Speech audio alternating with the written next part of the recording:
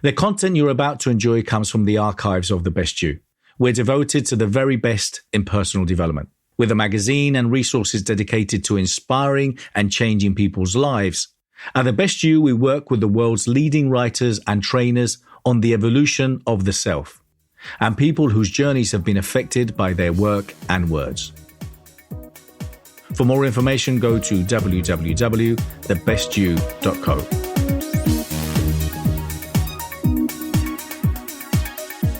Hi, I'm Bernardo Moya, and welcome to Inspiring People. Today I'm interviewing David Smallwood, who's an author, psychotherapist, who specialises in addictive disorders. Morning. Thank you for coming today. Can you please tell me a little bit about yourself and Sure, of course. Where are you from? I'm start at the beginning. I'm 63 years old. I live in London. I live in Bloomsbury, very near the British Museum, which is an amazing place to live. And for my sins, I have two jobs. I have a private practice in Harley Street, where I see one-to-one clients. And I'm also the treatment director for a company called 140, that has 9 treatment centres up and down the length and breadth of Great Britain, working both in the private sector and the statutory sector. And my job is to make sure that the therapy that happens in those centres is appropriate to the need. And tell me about where you grew up. What were those early years like? Pretty awful. I grew up in the Midlands, in the middle of a mining community called Atherstone in Warwickshire. And I can remember that the thing that I had all the time, constantly, was terror. I was frightened as a little boy from the moment I can first remember. Up until I probably was sort of 35, 40 years old. And I think that, we'll talk about it perhaps later, but I was born a little more sensitive than other people. And my father was a sort of ex-Second World War veteran and had been at Monte Cassino and Al Alamein, the sort of thing, and was a man's man. And I was much more of a sort of shy little boy. I didn't know at that point in time that I was gay. I just knew that I was different and didn't like rough and tough kids. So my life was pretty scary. And it proceeded that way all the way through school. I was bullied at school constantly, every day from the moment I first went to school at 5 years old until I left when I was 15. And I guess at 15 I jumped out of the frying pan into the fire because I went from a school into an engineering factory with 4,000 I can only describe as homophobic Coventry City supporters. And that was a nightmare. I hated every second of it. And at 16 years old, I went to the GP and said, you need to do so. I can't live like this. So he gave me some benzodiazepines, and I got addicted to those. Then at 18, I became addicted to alcohol, and the rest is history. It was just a nightmare and a merry-go-round until I got recovery when I was 36. So I started off work as a toolmaker in a factory. I progressed from there to be a salesman, flying around the world on company expenses, which is a great way if you're an alcoholic to sort of really have a good time. I went from there to running pub restaurants around the country for a very large employer, and ended up in the sort of biggest turnover pub in London in Ruislip, and then I came out when I was 46 and moved from that into training as a therapist. And that was the single best thing I've ever done in my life because it just seemed so natural and so right. And that was at the age of 46? 46. Wow. Mm-hmm. And you were saying to me that you grew up in fear since you were a little boy, yes, up to the age of 35, 36. Absolutely. Yeah. Because underlying the problem, yes, I mean, was the sensitivity. I then tried to deal with that sensitivity by medicating it. So I started off by medicating it with perfectly legal prescribed medication from the doctor, but I think when I started using it, the doctors didn't know how addictive that substance was. So I got very quickly hooked on this tranquilizer called lorazepam. Ativan is the trade name. Awful stuff. And then at 18 years old, I discovered alcohol as well, and the combination of the two, I felt no pain for a long time. But if without them, I would always be afraid. So when the effects of the lorazepam and the alcohol wore off, I'd be in a state of anxiety constantly. Even though, as a salesman, for instance, I was going into hospitals and selling things to doctors, that was a total sort of TV picture. There was no me in there. I was just terrified all the time. And that progressed until it had its natural conclusion, and I had a rock bottom when I was 36 and ended up in a psychiatric hospital. Wow, and what happened then? I was in a psychiatric hospital for 3 months, and in and out. On one occasion, I do remember, how could I forget, being taken out of my pub. They'd let me out of the hospital for a weekend, and I was taken out of my pub in the back of an ambulance, handcuffed with a policeman sitting on me. And that was pretty much the lowest it got, because I was completely mad. I was terrified. I didn't know what to do. I couldn't see how I was going to live without, my medication and the alcohol. And very fortunately, at that point in time, because I had a rock bottom, I sought help from AA. And from that moment on, I started to get well. From the moment I first went to a meeting until today, which is nearly 27 years later, I have not had a drink or a drug. That was, as far as I was concerned, was the bit in my life that made the difference between being a scared, terrified, frightened kid into a reasonably functioning adult. And I have to say that I've taken all the 27 years of recovery, I've needed all that to actually find out what ails me, where it comes from, why it is, and what to do about it. Because even at the point in time when I got clean and sober, there wasn't a great deal of help. There was AA, which I think is the greatest organisation I've ever got involved with, but they don't like to talk about in public about their own, using their own name. So that's, suffice it to say, that gave me a lot of help. But as I've been a therapist, I found out more and more and more about what happens in the brain, how people react, and just joined up the dots. So, knowing what you know now, what do you think the reasons were for where you were? I believe I met a few years ago. I met a lady called Pia Melody, and she's one of the senior advisors at the Meadows in Arizona. And she has a model of treating what she calls childhood developmental immaturity. And what she means by that is, and this is where I agree, is that if you have a child, and as a child it's subjected to traumatic events. Now, by traumatic, I don't mean, being hit over the head with a chair leg. I'm talking about being, and I believe the thing that causes addiction is the sensitivity. If you're sensitive and something happens to you, your parents shout at you, or a teacher or whatever, especially in the first 5 years of life, then that impacts on your brain. But it doesn't impact on the brain, the part of your brain that's cognitive. We all think that we are in control of what we're doing. Well, we are if we understand it and can function that way. But actually, the bit of the brain that causes the problem, I believe, is the limbic system, midbrain, which is fight, flight, or freeze. Now, if you, for instance, were walking down the street and a dog came around the corner and jumped at you, it would frighten you a lot. You'd be frightened, be very scared. Now, little kids, when they're scared, they go like that because they don't have the fight or the flight mode. They only have freeze. So you freeze. Now, from that moment on, if nothing else happens, every time you see a dog, the reaction will be to do that because it's locked in your limbic system. And it doesn't matter how much cognition you have about that, it's still in there. So I believe that what happened to me was that I saw things happening. My mum was not well. My dad wasn't well. I felt abandoned. I felt scared. I felt frightened. And that got locked into the way I was. And then consequently sought out medication. By medication, I mean I sought out help for that feeling. I wanted to be with my mother. I didn't want to go outside. I didn't like little boys or girls because they frightened me. I was just frightened of the world. So I wanted to stay within that cocoon of home with my mother. And of course, that's ridiculous because that can't happen. So I was walking around with a feeling of being less than all the time.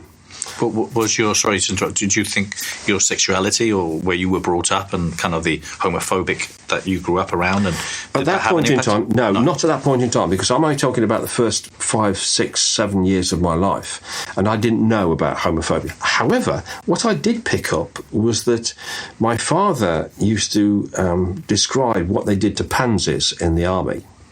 And I remember thinking, oh, that's awful.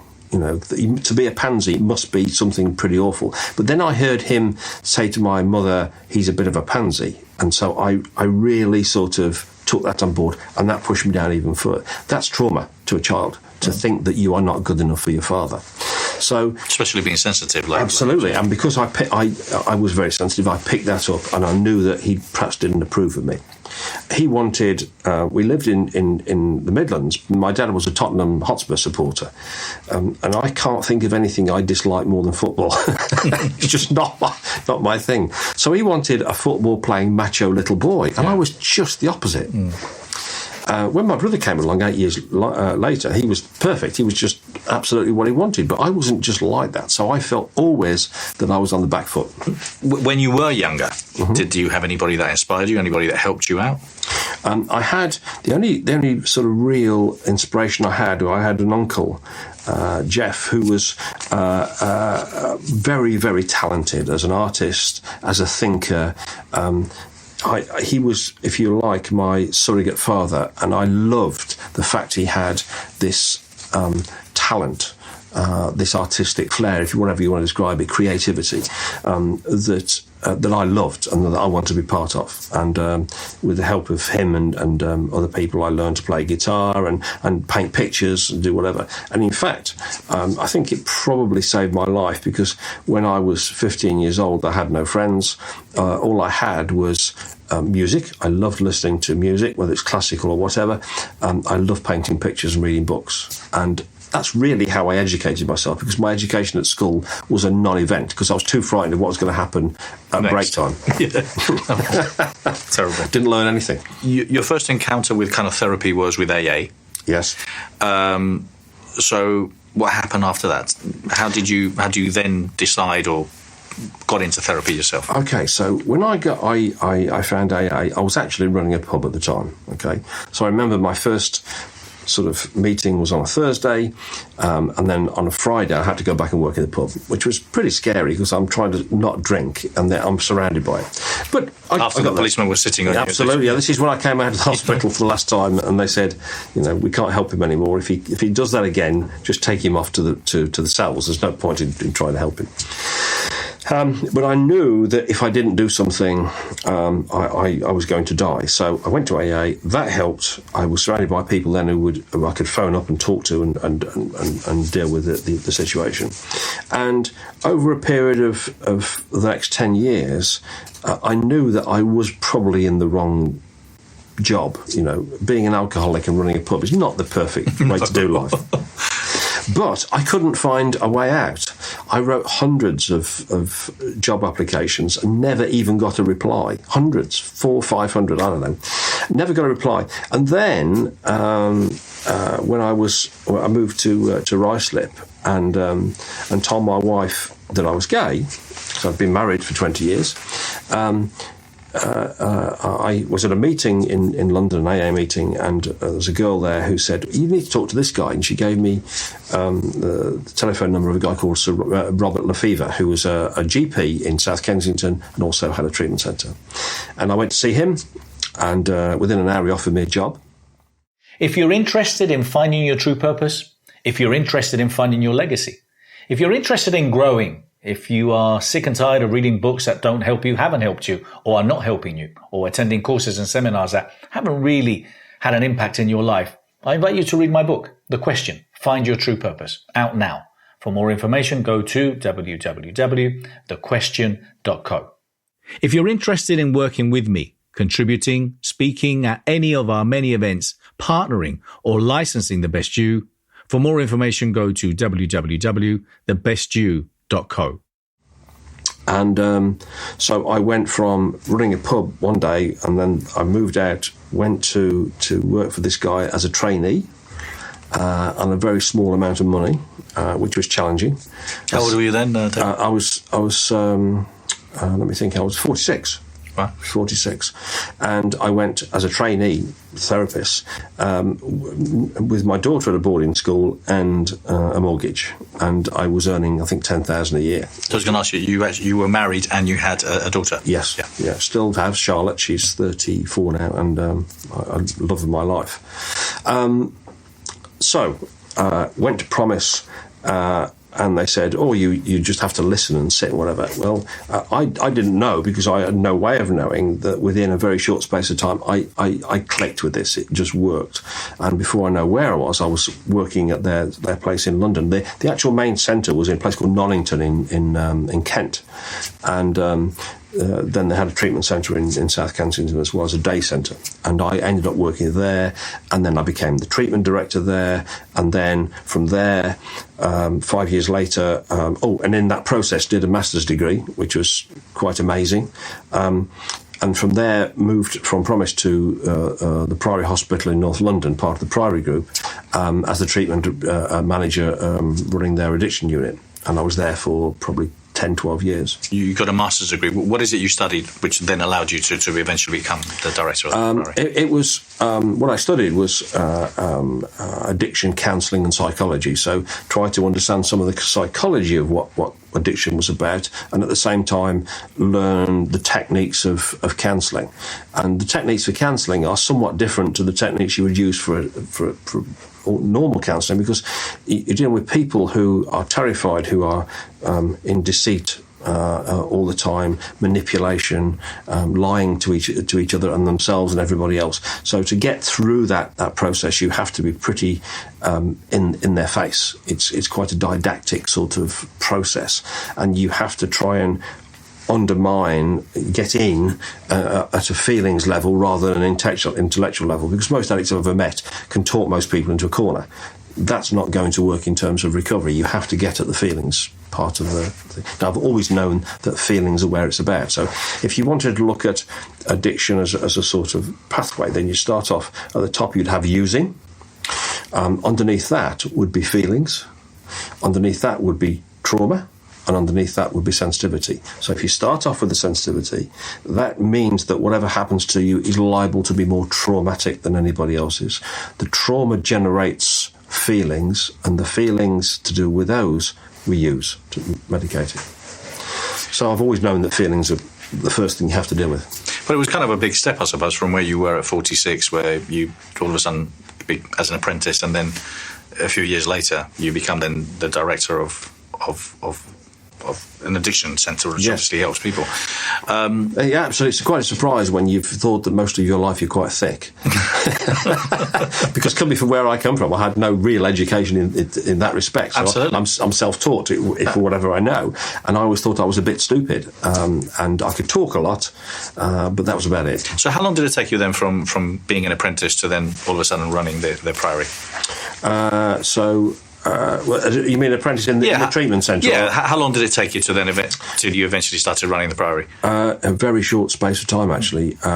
I was treatment director within 2 years of starting, and I was running the Priory after 5. Running the Priory unit after 5 years old, and to some extent, one way or another, I've been moving on from that. And then almost straight after that, I started a one-to-one practice in Harley Street, and I've been doing that now, for 10 years, and more than that, actually 12 years. And that I derive a great deal of pleasure of actually helping people on a one-to-one basis, but also on a group process. I think the group process for addiction is the treatment of choice. It's much, much more powerful. You've explained a little bit about what addiction is. What makes a person addictive? Just a predisposition to sensitivity. The sensitivity means that there will be discomfort, because you can see everybody else has a contented life. You can spot people who are contented, because we're ultra sensitive. So I can see everybody else. Why don't I feel like this? I know if I have a gin and tonic, by the second gin and tonic, I'll be so relaxed. It's not true. There's a lovely phrase that goes, I was born 2 drinks short. which fits the bill. But the problem is, the 2 drinks short became 10 drinks too short, and onwards. You see, the process is I'm trying to make myself feel okay. As I make myself feel okay, there's a tolerance build up by using whatever I use. Now, whether that's drugs or alcohol or sex or whatever, there's a tolerance build up. As the tolerance increases, you need more to get that effect. And at some point in time, you cross where this is drunk, but this is where I feel okay. So you end up elevating the point where actually you never really feel okay, but you are drunk. And that's where chaos ensues. That's when people wake up feeling awful. That's when people can't function properly, when they get all sorts of illnesses. Some people have multiple addictions. Oh, absolutely. I believe anybody that's an addict has the predisposition to all of them. To all of them. You have to deal with the whole thing. Some people may feel or know deep down that they have an addiction, yes, but they're lying to themselves and just getting on with life. Absolutely. I can remember coming out of the pub again and again and again. I'd get home, I'd feel exhausted. This is before I went into a pub. I'd get home and I'd go down the pub and have 2 or 3 pints of beer, and I'd always have a bottle of Jack Daniels at home for later. But I'd come out of that pub thinking, if I carry on doing this, I'm going to end up in a psychiatric hospital. And of course I did, but it didn't stop me.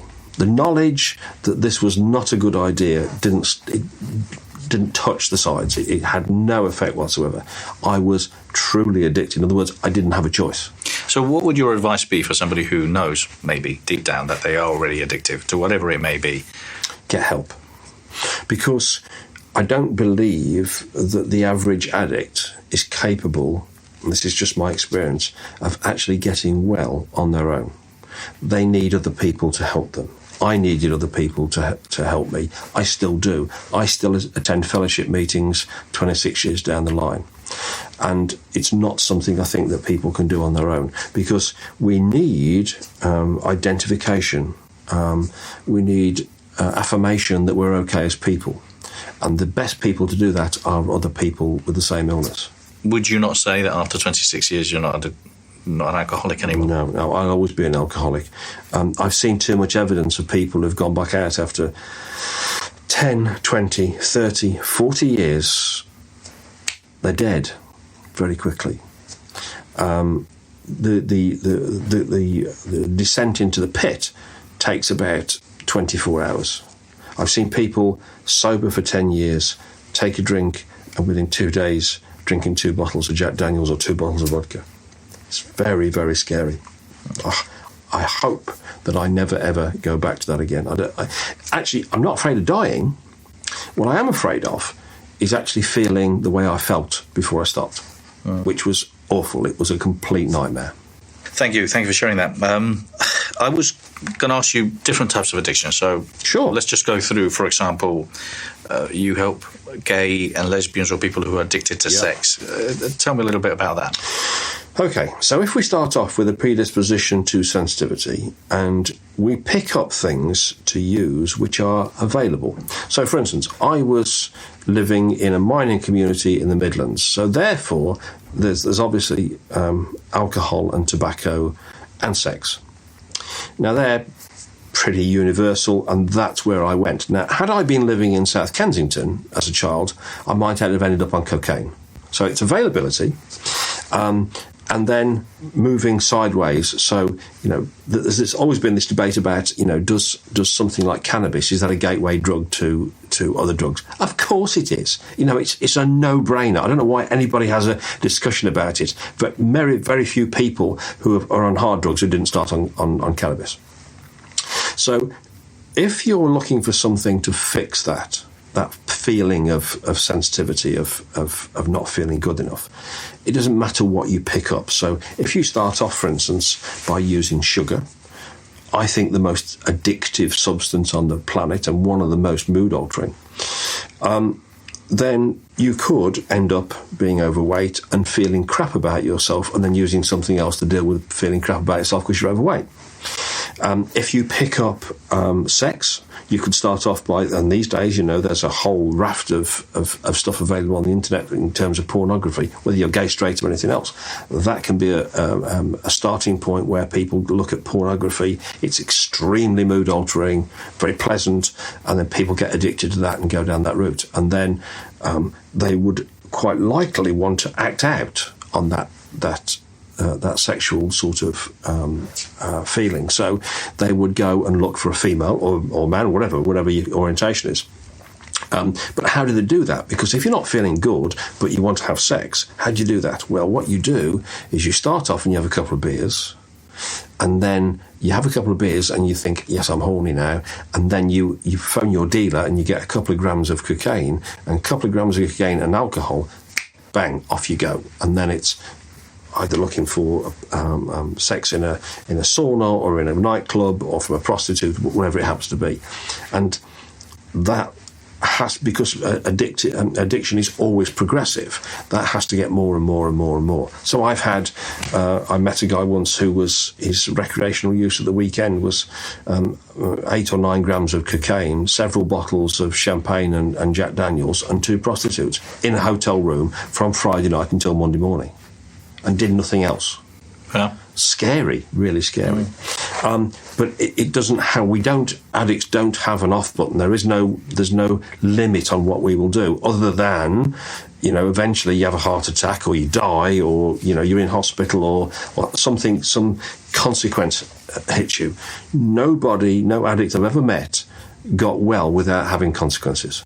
Unless there are consequences to your behaviour, then you wouldn't stop. Why would you stop? You have to have consequences in order to stop. And the problem is that if, for instance, I think if I'd been wealthy enough, I would be dead, because the only limit on the amount I drank was the amount I could afford. So part of what you do as a counsellor, as a therapist, is to make those consequences clear, very clear to them? Yes. You need to say to somebody, if somebody comes into my office and says, I think I've got a problem with cocaine, nothing else, just cocaine, and I go, okay, so can you stop using cocaine? Yeah. I say, can you stop drinking for 6 months? Why would I want to do that? Well, because I'm asking you to. Could you stop for 6 months? And they will wriggle and do all sorts of things because they don't really want to stop drinking, because that's a good medicator. And if somebody comes into my office and says, well, I don't drink that much, or I don't use this, I say, okay, well, let's give it a rest for 6 months and see how it is. Within a very short space of time, they start having panic attacks and feeling awful because they don't have the medication for the distress. And part of your job is to explain to them, I suppose, what happens. And give them support. So if, for instance, somebody's very addictive, if they're using a lot, then we would try and get them into a treatment centre to detox them properly, because detoxing from alcohol can be very, very dangerous. As a result of my stopping and starting alcohol, I had about 8 withdrawal fits, and I know that it's probably damaged my brain as a result. My short-term memory shot to pieces. So when you're addicted, if you just stop drinking, it's very dangerous. Same thing with stopping heroin. You need to detox people. So sometimes people do need a help with that. And then learning how to live comfortably without the substance or process. Now, sometimes that needs to be in a treatment centre. Sometimes we can do it on a one-to-one basis with fellowships. And, for instance, if you have no therapist and no treatment centre, but you have managed to stop, the best single advice I can ever give to anybody is do 90 meetings in 90 days. So go to a fellowship meeting every day for 3 months. Really helps. Yeah, I've heard of a lot of people that have actually gone through that. And as you said, years after, they still continue to do it wherever they go in the world. Absolutely, yeah. If you're interested in watching the video content of this interview and many others, or interested in learning from world leaders and teachers, go to www.thebestyou.online. You also help kids' childhood trauma. Can you explain to me a little bit about that? Well, because childhood trauma is, I think, the key to what happens later on in life, the key to addiction. That if you can get somebody, I have some patients who are 16, 17, 18 years old, if you can get them at a point in time when they're still able to do something about that, then it helps a great deal. But every patient I've ever had, regardless of their age, has childhood trauma, I believe. Okay, I think it's in lots of cases it's misdiagnosed. You know, there are lots of people out there, and all power to them. They like to make diagnosis of people, and you get all sorts of diagnosis that borderline personality, you know, bipolar, those sort of things. I'm never sure that they actually exist until you've taken away the addictive stuff. So if you're an addict and you go and see a psychiatrist and he says, I think you might have borderline personality disorder, I don't know how you can do that until you've actually dealt with the addiction. Because if you deal with the addiction and then you look back into their childhood, quite often there's stuff in there that's caused them to do all sorts of strange things. And what we do is we pick up coping mechanisms. Now, a coping mechanism for one person might be just sex, for another people might be alcohol, for another person it might be their behaviour, being very aggressive. Doesn't really matter. But stop the addiction, deal with the feelings, look at what's happened in their childhood to see if there's any trauma there, deal with that. So our treatment centres, what we're trying to promote is something called ACT, which is addiction, cross-addiction and trauma. So you need to take away the primary problem. You need to look at the cross-addiction to make sure that they don't start relapsing on something else. And then you need to deal with the trauma, or codependence, if you like, is the way most people describe it. And if we do that, then there's a good chance they'll have a recovery. How do you deal with the trauma? Pierre Melody developed a method of dealing with it about 20 years ago, and they've been doing it out in Arizona for a long time. I trained with her, and several other colleagues of mine have trained with her, and we use her method of reducing trauma. In the Meadows, they call it a survivors. We just call it a trauma reduction program. So it deals with those bits in childhood which potentially are causing the problem. You see, and now on television, people that have been traumatised maybe 20, 30 years ago, maybe abused, and even in their early years, maybe 40, 50, 60 years, they're still living it. Yes. And the problem is that if you talk to a lot of people, I've dealt with that, that's no longer a problem, I've talked about it, therefore it's okay. No, it isn't. Because it's still there. If something happened to you that's locked in your limbic system, it doesn't matter what you do and how good you think it's still there, and it still has a potential to trigger you. So going back to the analogy of the dog, you know, if you're 40 years old and you've dealt with all your stuff and you're still afraid of dogs and one comes around the corner, you're going to have that reaction. It doesn't matter whether, you know, you've worked on the knowledge that dogs can't hurt you or not. You're still going to have the trauma. So what drives you now? It's an interesting thing. I'm very much, I think, a workaholic. I'm always afraid that I'm not doing enough. I've always have been, because that's a sort of part of my process. So I'm always interested, but I'm fascinated and very motivated by the illness and the desire to have people deal with something that caused me so much problem.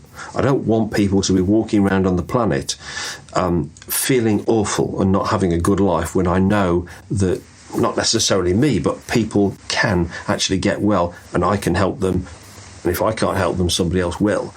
There are lots of treatment centres around the world, lots of therapists who know much of what I know, and people can get well. So I'm very, I'm quite happy to say this can get fixed. You do not. It's not a life sentence in terms of, you're never going to get out of it. There are ways of dealing with it.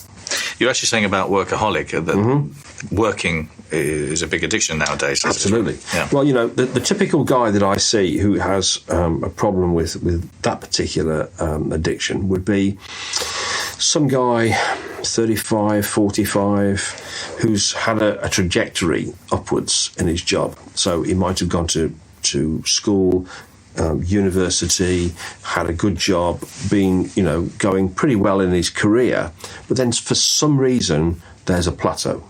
Maybe you get to 40 and the job that you thought you really wanted is slipping away from you. You've got a good job, but nevertheless the motivation dies a bit. And once you hit a plateau, then you don't have medication for your distress.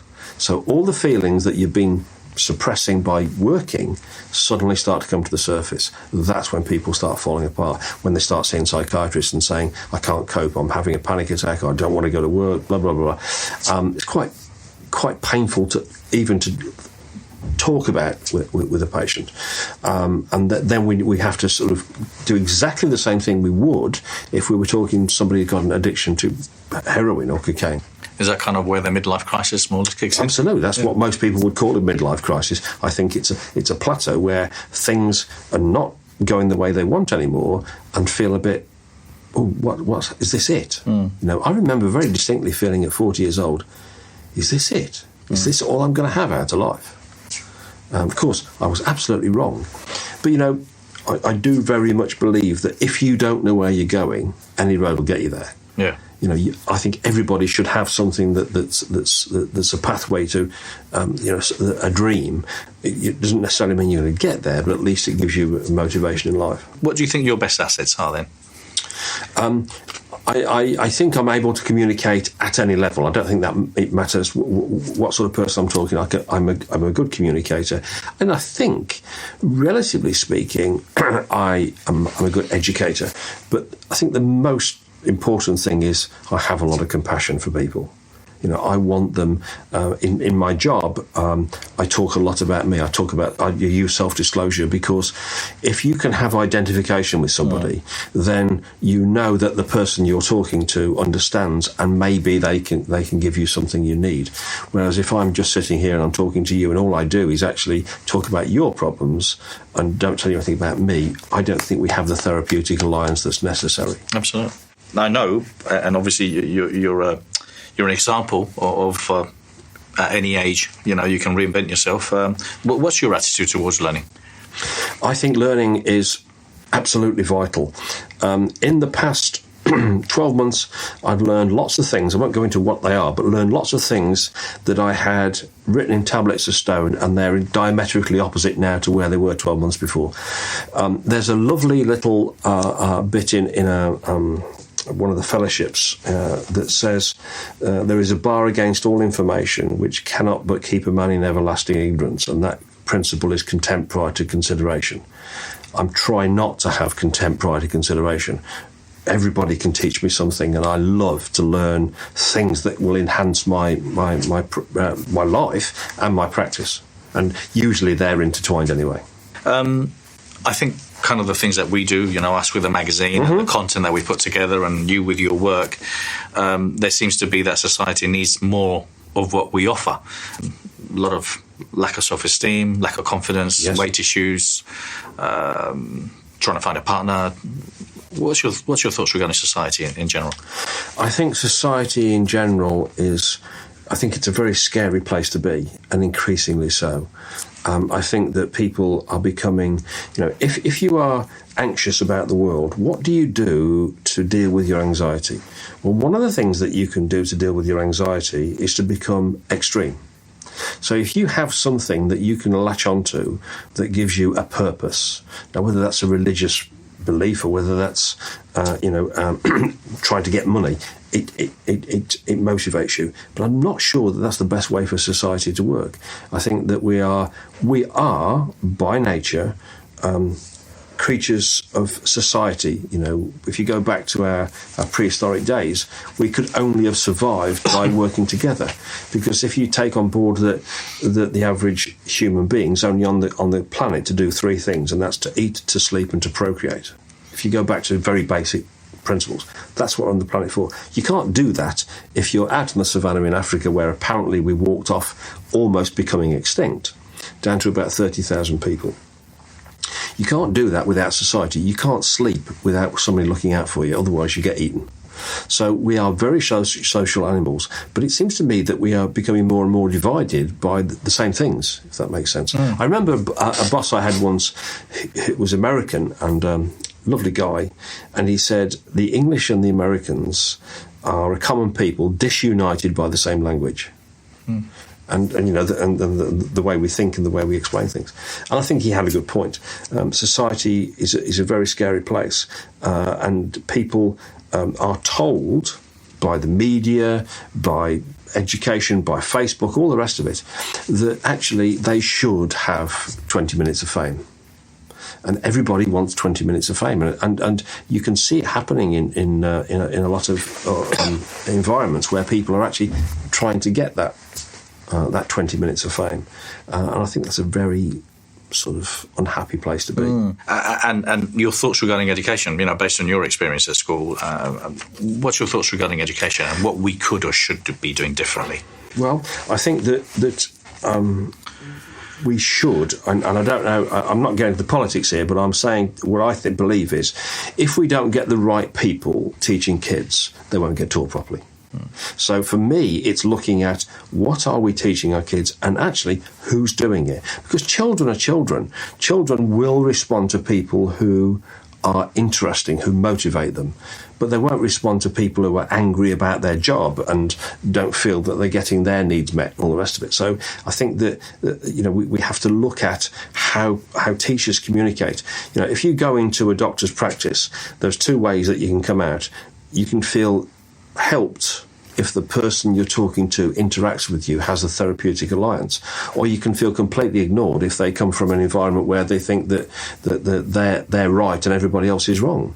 And there are a lot of people like that. And I respond very badly to people trying to tell me what to do. I don't know about you, but I don't like to be told.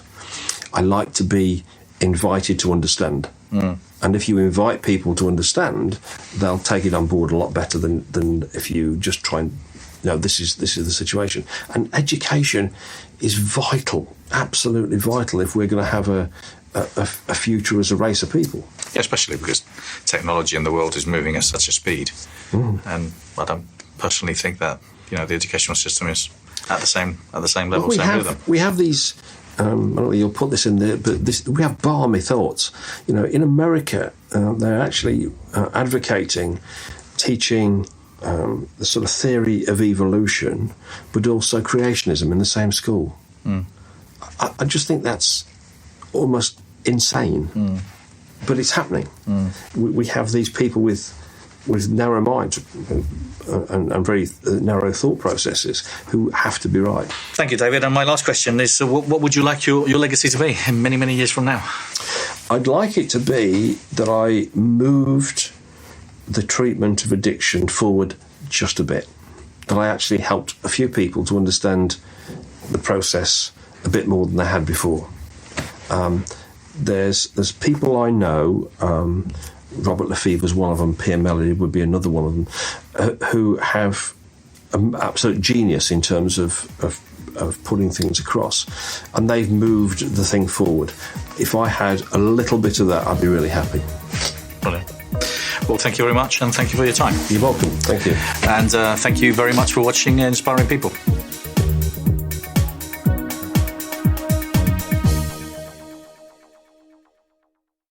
For more information, go to www.thebestyou.co.